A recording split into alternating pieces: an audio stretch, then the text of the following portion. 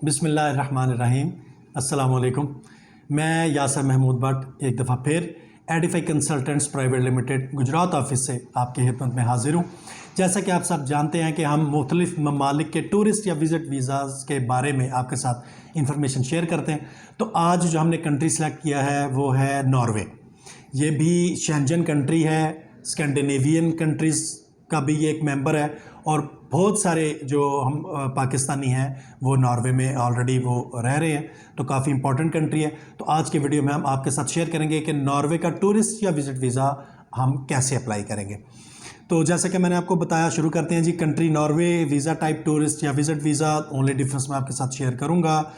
और eligibility, the person had not been deported, वो कभी अगर पहले नॉर्वे गया था तो डिपोर्ट ना हुआ हो। The person had not been banned, उस पर नॉर्वे में एंट्री का बैन नहीं होना चाहिए।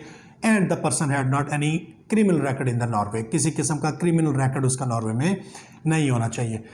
नॉर्वे का टूरिस्ट या विजिट वीज़ा की रिक्वायरमेंट्स जो है उसमें सबसे पहले ऑनलाइन वीज़ा फॉर्म है जो प्रॉपरली आपने फिल इन करना है online he.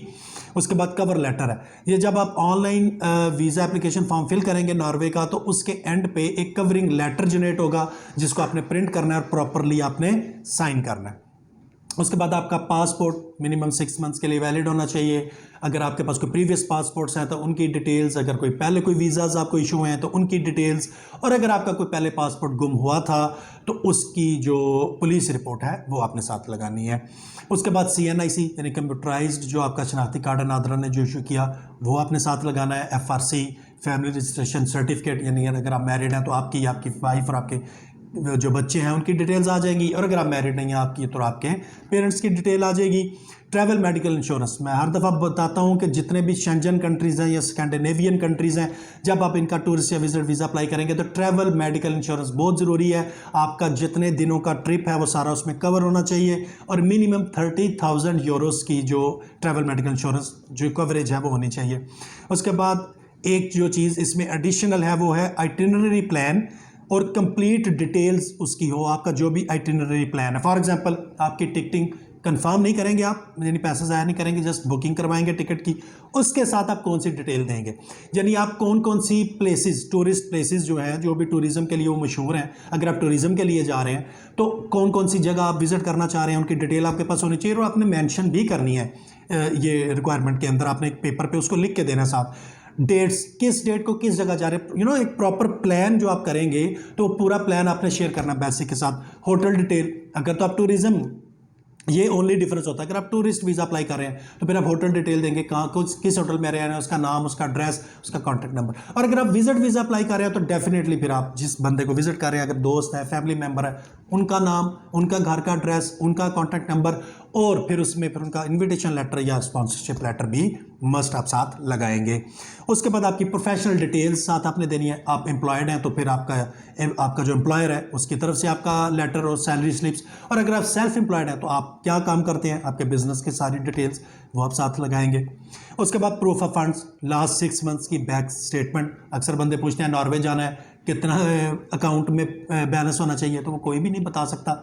As per my understanding मैं ये बता सकता हूँ कि आपके मंथली जो एक्सपेंसेस हैं वो निकाल के, तो ये जो टूरिज़्म आप करना चाह रहे हैं आप एक एस्टिमेट बनाएंगे 10-15 दिन या जितने दिन के लिए आप जा रहे हैं, तो मेरा इतना जो है एक्सपेंसेस आएंगे, तो उसके 2 टाइम्स मोर आपके अकाउंट में बैलेंस मिनिमम होना चाहिए।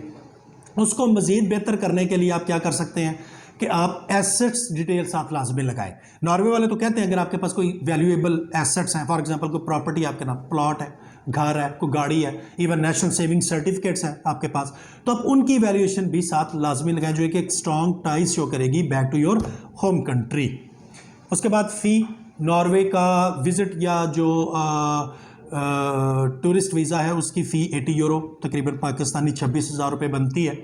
हाउ टू अप्लाई, तो ऑनलाइन फॉर्म है इसका जो नॉर्वेजन एम्बेसी इस्लामाबाद में है वहाँ से आपको मिलेगा, उसको आप प्रॉपरली फिल इन करेंगे, और उसके बाद फिर जब सबमिट करेंगे तो आपने वीज़ा एप्लीकेशन सेंटर इस्लामाबाद में, लाहौर में या कराची, जो आपको कन्वीनियंट है वहाँ पे आप ऑनलाइन जो अपॉइंटमेंट है वो बुक करेंगे, वहाँ पे आप जाएंगे, अपनी requirements, visa application form, cover letter, वो सारा सबमिट करेंगे।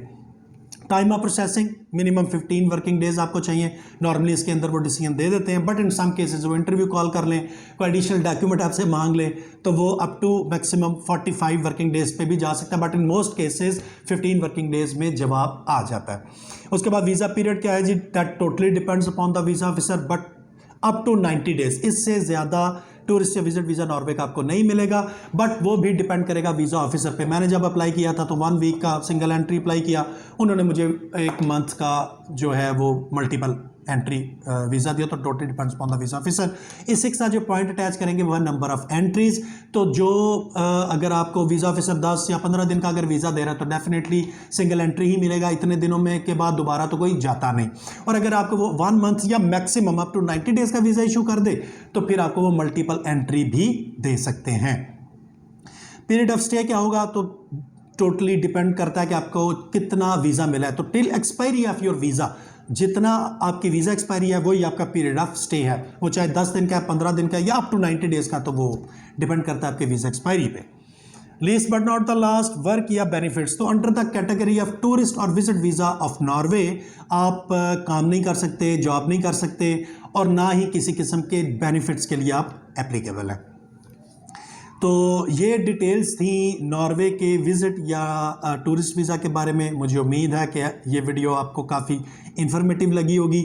इस सिलसिले में अगर आपके कुछ क्वेश्चंस हो, कोई क्वेरीज हो, तो आप कमेंट कर सकते हैं, आप मुझसे कांटेक्ट कर सकते हैं, या आप मेरा office Edify consultant city plaza jail Chowk Gujarat visit कर सकते हैं। नॉर्वे का टूरिस्ट या विज़िट वीज़ा या दुनिया के किसी भी मुल्क का वीज़ा अगर आप अप्लाई करना चाहें फ्यूचर में, अगर आप इरादा रखते हैं, तो आप मेरा ऑफिस ज़रूर विज़िट करें। We will be honour to help you. Thank you.